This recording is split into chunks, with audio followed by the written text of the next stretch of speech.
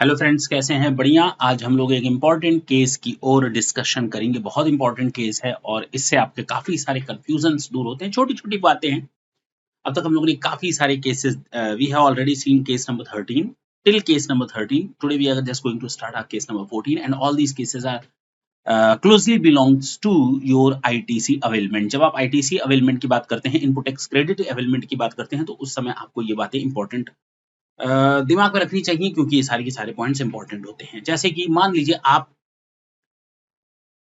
कहते हैं कि सेक्शन 16 ने बोला है, मैं आपसे एक बात बोलूं कि सेक्शन 16 ने बोला है कि आप आईटीसी तब तक अवेल नहीं कर सकते जब तक आपके पास इनवॉइस ना हो।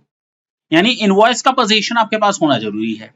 अरे भाई, मैं इनवॉइस का पोजीशन तो तब ले पाऊंगा ना कि कुछ केसेस में जब हमको सामने वाला देगा। मान लीजिए मैं बैंक से सर्विसेज लेता हूं और मुझे पता ही नहीं चलता कि बैंक वाला मुझे कब इनवॉइस दे रहा है और कब इनवॉइस नहीं दे रहा, मुझे पता ही नहीं चलता नॉर्मली अगर मैं बात करूं तो। और उस इनवॉइस की बात करते हैं, वो तो कंसोलिडेटेड इनवॉइस बना करके हम ना, जब अपना मंथ के एंड में मेल खोलते हैं ना, मेल चेक करते हैं, तो मंथ के अंत में मुझे वो मेल दिख जाती है कि फलाना बैंक ने हमें इनवॉइस इशू किया है। आपने देखा होगा जो पेमेंट गेटवेज होते हैं या बैंक्स होते हैं, जो फाइनेंशियल इंस्टीट्यूशंस होते हैं, बेसिकली वो at the end of the month आपके मेल पर एक कंसोलिडेटेड इनवॉइस भेज देते हैं। वो अपनी टोटल सर्विस चार्जेस और उस पर जीएसटी काट करके दिखा देते हैं। That invoice is not in your possession, but it would be deemed that the invoice has been sent to you and you are the recipient of the invoice. First thing, यानी section 16 के हिसाब से I am having my own invoice. भले ही वो physical ना हो, manual ना हो, वो हमारे पास इलेक्ट्रॉनिकली आई हो, कोई फर्क नहीं पड़ता। तो पहली डाउट आपकी दूर हो गई। लेकिन जब हम उस इनवॉइस को देखते हैं ना, there are so many differences in the normal invoice and the invoices which are issued by the banking company. जब हम सेक्शन 16 की बात करते हैं तो सेक्शन 16 बार बार कहता है कि भैया रूल 46 पे जाओ, रूल 46 पे जाओ। और रूल 46 हमको कहता है कि भैया ये कंटेंट होने चाहिए, हाँ या ना।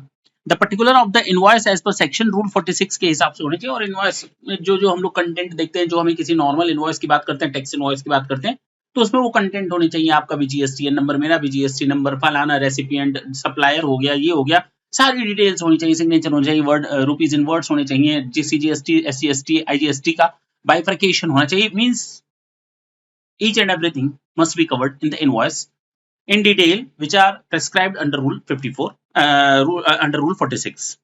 अब रूल 46 चलो भाई ठीक है, लेकिन कुछ चीजों में एक्सेप्शंस दिए गए हैं कि इनवॉइस में अगर ये डिटेल्स ना भी हो तो भी काम चल जाएगा। ये किस में दिया गया है? रूल नंबर 54 में दिया गया है।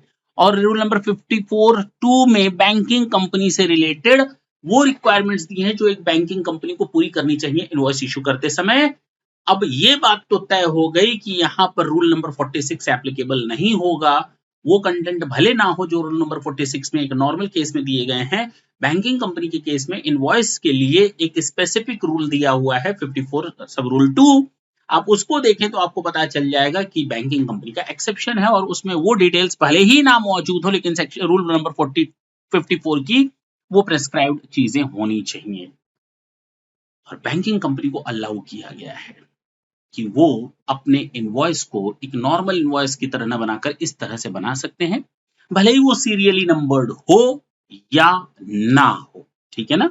कहा गया रूल 54 सब rule 2 provides that the said supplier, यानी कि बैंकिंग कंपनी में issue a consolidated tax invoice और other document in normal tax invoice by whatever name called for the supply of services made during the month at the end of the month। मैंने क्या कहा, आप month के and में अपना mail check करिए तो वहां पर आपको ये मिल जाता है। वेदर इश्यूड और मेड अवेलेबल फिजिकली और इलेक्ट्रॉनिकली, ठीक है।